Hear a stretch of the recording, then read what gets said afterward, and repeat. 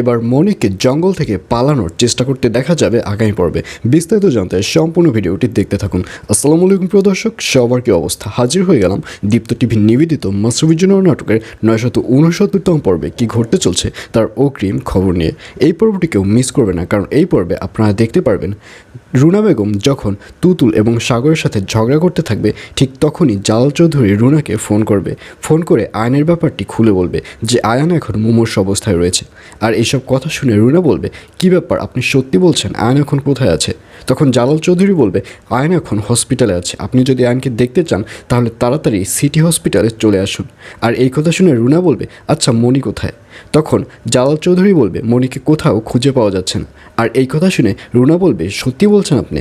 আর এই কথা শোনার পর রুনাকে দেখা যাবে সে অনেক খুশি হবে, এবং তারা যখন এই ধরনের কথাবার্তা বলতে থাকবে তখন পাশে সাগর এবং তুতুলকে দেখা যাবে, এবং সাগর সকল কথাগুলো শুনে ফেলবে এবং শুনে রীতিমতো কান্নাকাটি শুরু করে দেবে সাগর বলবে, আমি মনিকে বারবার বলেছি যে এসব হানিমুনে যাবার দরকার নেই, তারপরও শুধু মনি এসব হানিমুনে গিয়ে এখন কত বড় একটা বিপদে পড়ে গেছে, না জানি এখন মনি কি করছে।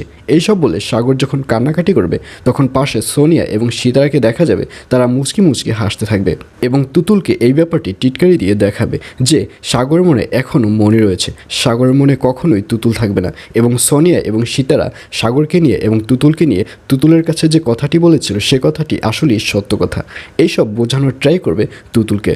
আর অন্যদিকে মনিকে দেখা যাবে জঙ্গলের মধ্যে সে অনেক কষ্টের মধ্যে থাকবে এবং সবসময় ট্রাই করবে ওখান থেকে কিভাবে পালানো যায়, কিন্তু মনি কিছুতেই পালাতে পারবে না, কারণ মনির হাত পা তো সব কিছুই বাধা থাকবে। আর অন্যদিকে মনিকে যে কিডন্যাপ করেছে তাকে দেখা যাবে সে ফোনে কথা বলতে থাকবে, অর্থাৎ কিভাবে মনিকে এই বাংলাদেশ থেকে বর্ডারে পাচার করা যায়, এবং এই ব্যাপার নিয়ে তাকে কথা বলতে দেখা যাবে আগামী পর্বে।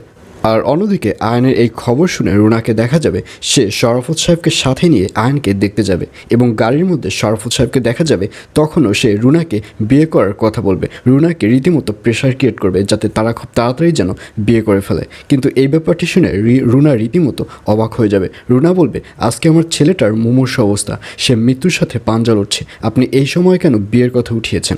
আসলে আপনার সাথে আমার চলাটাই ভুল হয়েছে, আপনার সাথে আমার পরিচয় না হওয়াটাই ভালো ছিল। আর এছাড়াও থাকবে আরও আশ্চর্য সকল ঘটনা। সুতরাং সবাইকে মাশরাফির জন্য নাটকের আগামী পর্ব দেখার আমন্ত্রণ রইল।